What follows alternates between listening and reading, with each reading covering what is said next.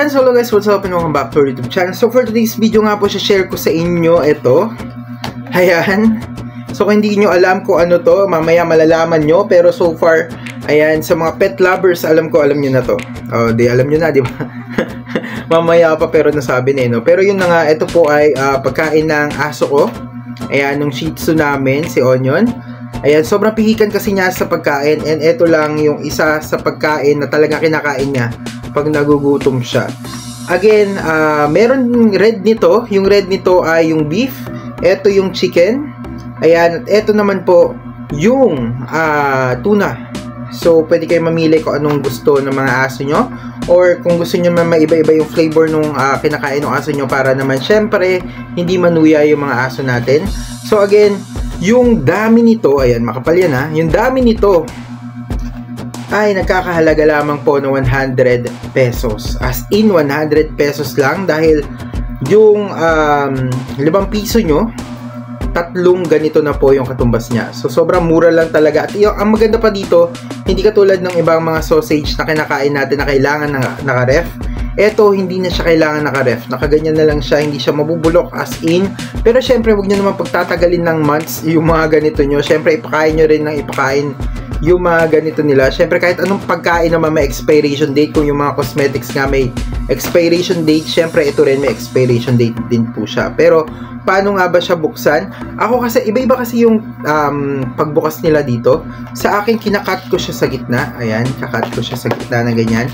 Saka ko siya ipinipeel off na ganito. Iniikot ko yung kanya. Tapos, saka natin kukunin. Saka ito yung papakain natin sa may mga aso natin. Ayan nga pala itsura niya. Yan, hopefully nakikita nyo sa ano siya. Pero yan na nga, yan yung itsura niya. Sausage yung itsura niya. And hindi mo na siya kailangan lutuin. Ayun, direkta mo na isusubo sa aso mo yung pagkain na to. And again, ito nirekomenda lang din tong pagkain na to sa amin. And nung una hesitant kaming bumili nito kasi nga syempre yung aso namin hindi mahilig or hindi masyadong pagkain niya hindi niya kakainin, itatapon niya. So sumubok lang kami ng ganito. And guess what? Umorder pa ulit ako ng 100 pesos na ganito. So it's 300 pieces kung susumahin natin. Ay, hindi pala, sorry. 100 pesos. 5 piso, 3 nga pala. Akala ko tuloy ano. mali.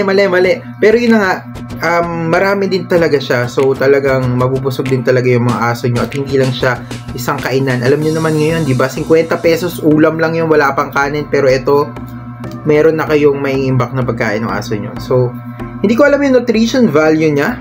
Ayan, hindi ko alam kung kumbaga mabibigay ba niya yung kailangan na nutrients ng aso nyo. Pero pwede to pagka biglaan, yung kunyari wala pa yung pagkain ng aso nyo, pwede nyo na silang bigyan ng ganito para mawala na yung gutom nila. Syempre tao man may hindi makakain sa oras, nahihirapan din aso pa, kaya ayun, wala naman silang magagawa just in case nagugutom sila kung hindi natin bibigyan. So again guys, para sa akin, must buy din to para sa mga aso nyo. Ayan, lalo na kung pihikan yung aso nyo, try nyo. Kasi sa amin, naging effective talaga etong pet sausage or dog sausage. I don't know kung anong tawag nila dito. Pero ibibigay ko na lang po yung link dito sa may baba para i-click nyo. At saka para po makabili din kayo sa mga fur babies nyo. So yun lang, maraming salamat. God bless, ingat po kayo palagi. And ayan, ingat din po yung mga fur babies natin. Thank you, bye-bye, and ingat po kayo palagi. Ulit sa ingat, no? Basta mag-ingat kayo. Yun na yun. Kaya nyo na yung sarili nyo. Bye-bye.